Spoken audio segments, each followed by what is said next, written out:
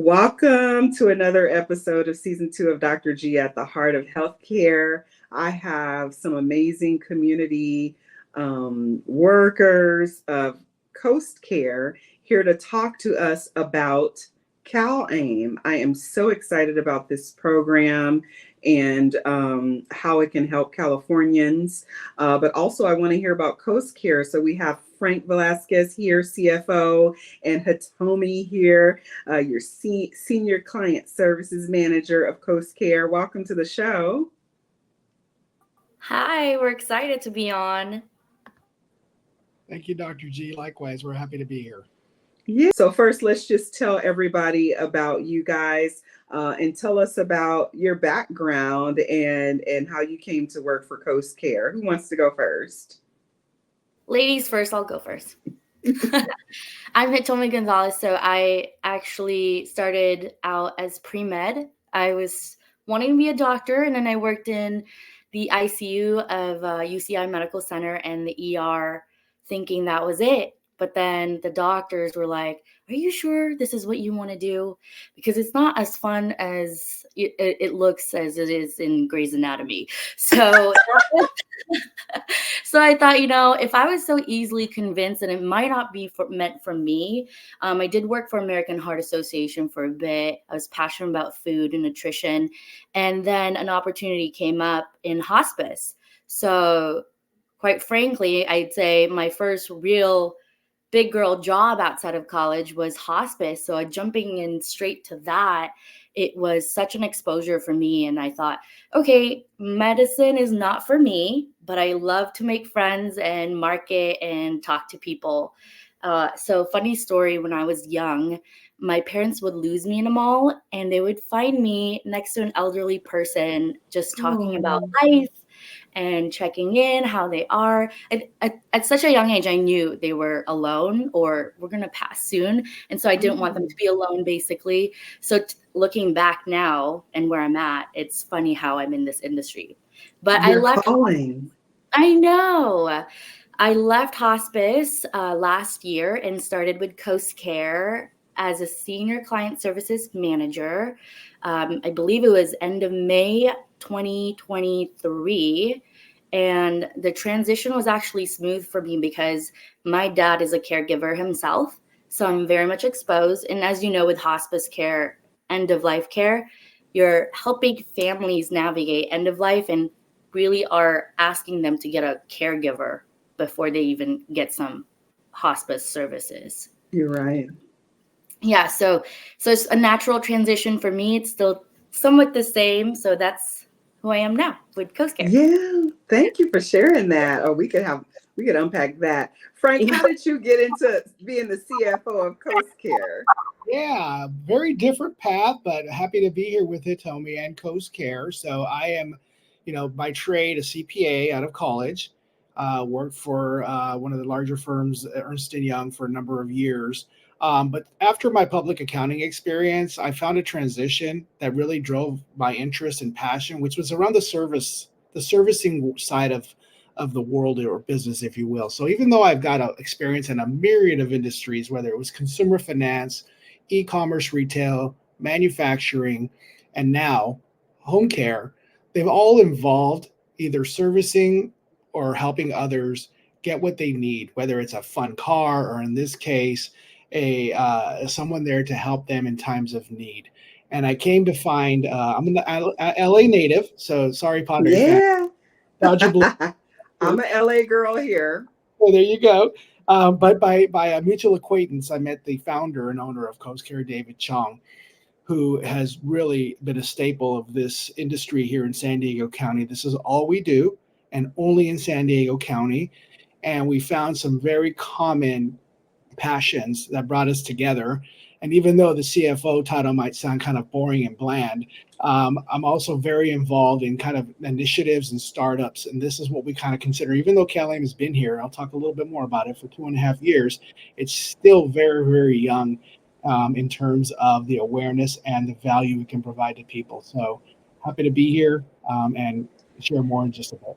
That's fantastic. I'm just so excited, and thank you, Coast Care, for being someone who's bringing that to San Diego County, and maybe be the leader for all the other counties in California, because I know this is under the California Healthcare Foundation. And so, what I was looking for earlier is about how Coast Care is caregiving reimagined, and thank you, Hitomi, for bringing up the connection to hospice care. And this is not a hospice episode, everyone, so don't turn it off. Well, my listeners won't turn it off anyway, but we have so many caregivers. They don't even consider themselves caregivers. They're just doing what they have to do to take care of their loved one, family member, whoever, or maybe they're doing it from afar. And so it's so good that you guys have these solutions for them. So I want to jump into the story of how I met Hitomi. We were, jet setting around San Diego, I think you said we met each other originally at Surnrise Senior Living, like toured it in the hard hats or something like that while they were building it.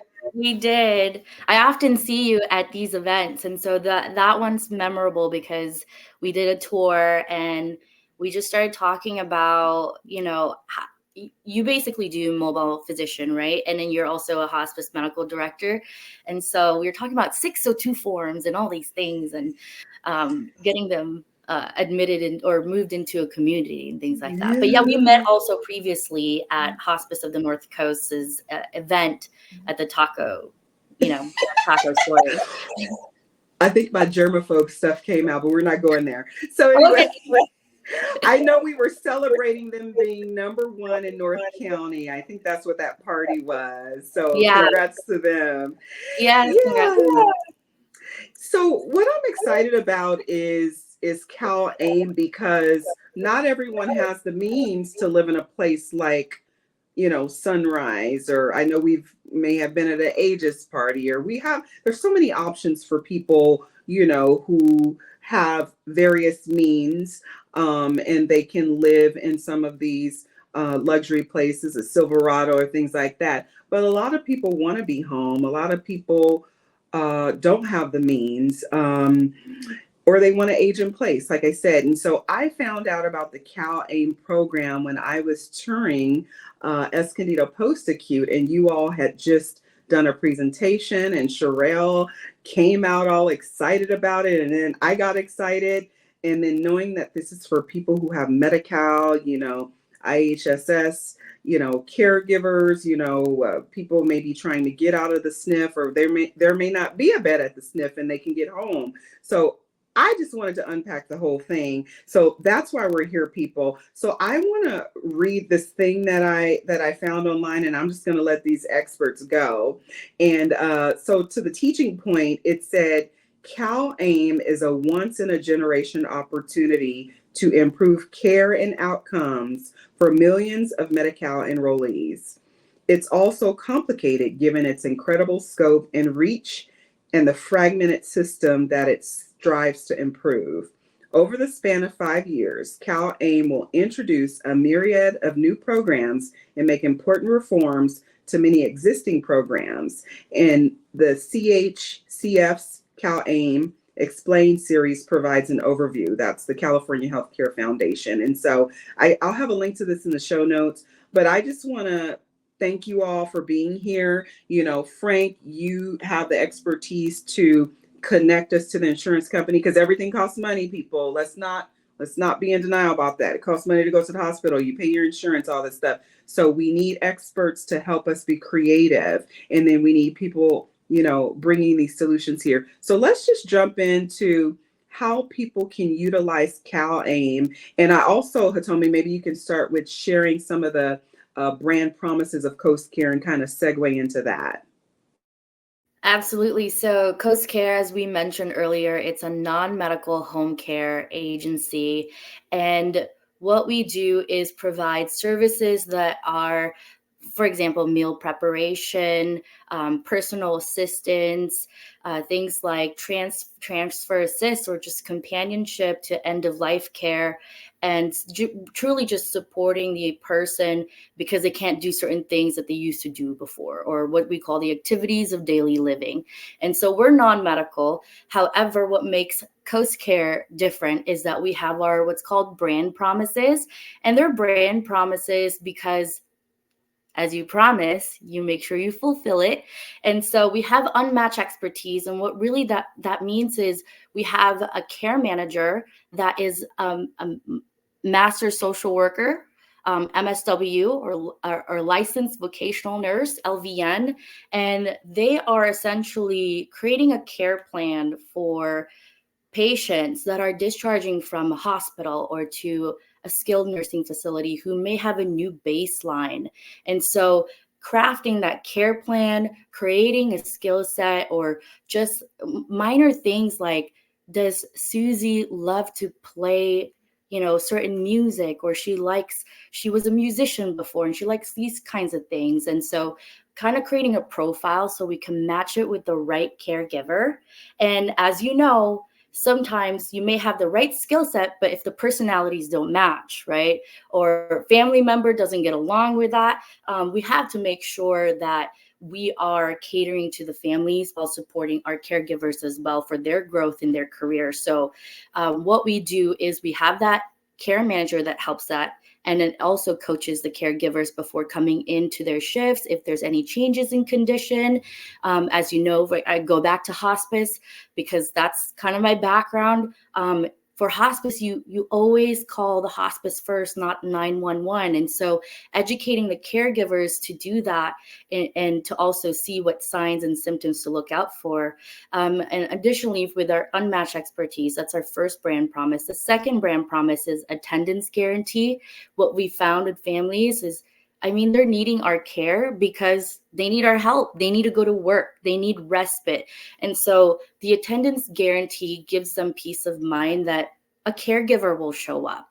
And the way we're able to do that is we have standby caregivers that we pay every day, so that if there's an incident, maybe a caregiver was on her way to work, but her child needs, care, then we have a backup plan. And funny thing, for example, New Year's Eve, we know people are drinking and we know people will call off. And so we plan for that. So we increase the number of standby caregivers we have on our team. So that's a guarantee, because if we're not able to fulfill that, we basically reimburse, or we comp the next shift. The third brand promise we have is continuity guarantee. As you know, and as we've experienced with COVID, you don't want multiple different types of people coming in. And the last thing that families want is having to explain how to care for their loved one over and over and over again. And so these are so important to the family. So we make sure we guarantee it. We set the expectation that, hey, give us within 3 weeks to stabilize the team, because within 3 weeks, we're figuring out skill set, we're figuring out personality matches. And then also there could be things like, maybe I don't know how many hours I need right now. And so we have to allow for some time to make sure that we're getting as much details as much as possible about the client, the patient, so that we can fulfill this. So those are our brand promises. It's, we've done a wonderful job keeping it up. And I would love for the community to just also consider just getting a free consultation. When I meet with providers, they're always saying to me, families, patients, they want something that's covered through insurance. And when they ask me that, the answer really isn't yes or no. It's a matter of conversation. It's a matter of us being with them in person, talking to them, finding out the family dynamics. Because if we're not able to help in certain areas, we can make a referral to an estate planner. We can talk about long-term care insurance, veteran aid and attendance, reverse mortgage even. And so just kind of talking to them about the funding solutions, because there are so many, which leads me to CalAIM. That is the one that we are focused on in this conversation, because not a lot of people know about it. So, you know what, that's good. And I thank you for explaining all of that, because what you described, what Coast Care offers, seems like some luxurious, thing. People have to have a huge nest egg to afford it. But as you mentioned, people are always asking us, can I use my insurance? They've paid into it for years. And then some people, we know have Medi-Cal or Medicaid, what it's called in other states, and they deserve the same care. That's something that's really important to me. Care is the same. It should be the same. There's no VIPs, healthcare should be good for vulnerable seniors at the end of life or people in the late stages of life. And so thank you for that. So Frank, let's talk about CalAIM. Like, who can get CalAIM? What are the insurances? How does this work? Like, let us know when to call you. Like, what's up? Yeah, well, and I think it's been mentioned a couple of times. While these benefits and services are tremendously valuable to people, understanding what they are and how to use them can sometimes be overwhelming. And so, a couple of just statement of facts that in the county of San Diego, we have about 3.3 million residents. About 1 million are on Medi-Cal. A third of our county is a Medi-Cal member, and in 2022, the state of California changed what was called Medi-Cal to CalAIM, California Advancing and Innovating Medi-Cal. And that change in January of 2022 launched the new structure of Medi-Cal or CalAIM, we'll call it CalAIM going forward, to provide better transparency and access to benefits and services that are available to California Medi-Cal members or CalAIM members.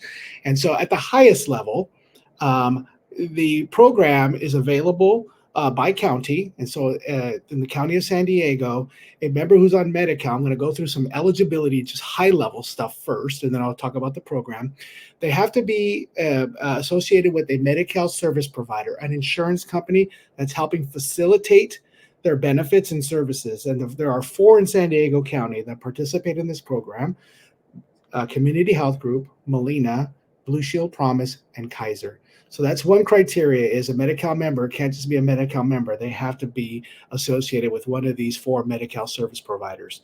So provided that's met, now the member is entitled to what I call 2 buckets of offerings. And the first one I'd call is a benefit. It's called Enhanced Care Management. And this is basically, picture a one-on-one case manager that is going to work with a Medi-Cal member to provide an array of services that are available to them. And this case manager is responsible for helping that member access and utilizing. There's too many to list, but at a high level, I can share a couple. Things like managing medication programs, transportation to and from appointments, housing if people are unstable, whether it's at a facility, incarceration, or even homelessness. They can help facilitate them to get into a home. And it's not just facilitate, but also some significant financial assistance as well. Asthma remediation is a big focus as well. Substance recovery. So people who are addicted can access certain programs that are available to them through this enhanced care manager relationship. How does somebody find an enhanced care manager? The easiest way to start is to go to your insurance company. So those 4, they can call member services and they can say, I've heard about enhanced care management. I would like to be considered. There is a qualification process. I won't go into the details, but certainly there are certain what we call populations of focus, right? People in certain circumstances that, one example could be maybe they are. I have a member I just talked to today, his daughter, he's living in a garage. He's at risk of losing his residency, and it's only a garage. And he's going to get referred to ECM, and they're going to see what they can do to help him get some stability into whether it's a facility, a home, or some other location where he can have that stability to live his life in a safe manner. So ECM is available for members. The other service offering, this is where Coast Care comes into play, is called community supports. So whereas ECM is a benefit, every Medi-Cal member who has one of the 4 insurance companies is entitled to, these insurance companies can opt whether or not to provide what we call community supports. It used to be called ILOS, in lieu of services, in the Medi-Cal phrase. And so there were services that were available should the member qualify for them. And again, I mentioned some of them: the housing, the asthma remediation, the substance abuse, meal preparation for certain circumstances, people that have strict dietary transitionary issues or transition and have dietary restrictions. There are free meal services that are available through a transitionary period. So there's 14 of them. There are 2 that are specific to Coast Care. So what Hitomi explained is our service offering of home care. We're non-clinical, non-medical. We help with the activities of daily living. It's the same service. It's just focused and provided to a certain segment of our population that qualifies. And there are 2 in community supports services, and I'll just touch on them briefly. One of them is what we call personal care. So personal care is a temporary service when a member either has IHSS and is in the process of asking for more hours or is in the process of signing up for IHSS. Coast Care can come in and we can provide services usually up to 60 days. That's about how long it takes. And depending on the member's circumstance, hours can range from 50, 100, 160 hours a month. Free of charge to the member. Coast Care deals directly with the insurance company, and we provide the service to the member. We bill and collect through the insurance company from the state. So that's the first service offering called personal care. Whoa, I just have to say, whoa. I have to acknowledge that, because to me sounds like our hospice teams, you should be the first call when we have those care needs. Okay, thank you. Keep going. I'm sorry. That blew me away. You know, but Doctor, you bring up a really good point, though, and I just want to emphasize this because I want to be careful not to overpromise, because of course what we are is everything we've explained. Well, there are certain dependencies that are out of our control. For example, the insurance company approving the request usually takes about a week. Now, we've had several hospice members, right, that have come in, and we can process on occasion some rush requests. But we've also had people that said, Mr. Jones is discharging from the skilled nursing facility today. He needs help tomorrow morning. And we're like, we wish we could help. We'll do everything we can, but we can't promise. So it's there. And in many circumstances, we can get somebody out there in a matter of days. Yeah. The other service that we offer and support is called respite. So unlike personal care, with respite, the qualifying criteria is simply the person's a member of Medi-Cal, and there's a caregiver in their perspective of life, right? It's usually a spouse, child, neighbor, church member. Oftentimes it could be a spouse who's the IHSS worker, right? That's doing it.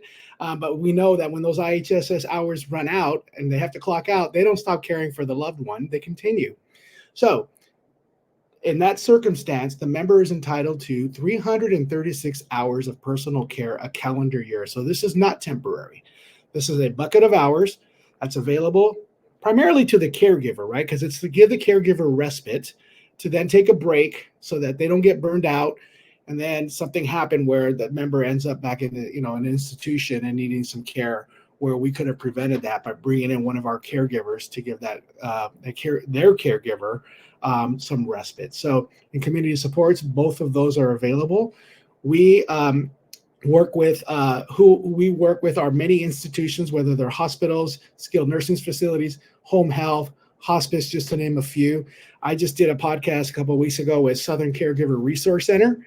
The caregivers in that population, right, they can use respite. And so we work very closely with the community. And one other point I'll just make here is that to receive community support services, you don't have to be enrolled in Enhanced Care Manager. I had a coworker come to me this morning whose friend's mother qualifies for personal care. She's in the process of getting IHSS. We got her in the system, and she's well on her way to getting personal care for 60 days while she gets her IHSS. This is so great.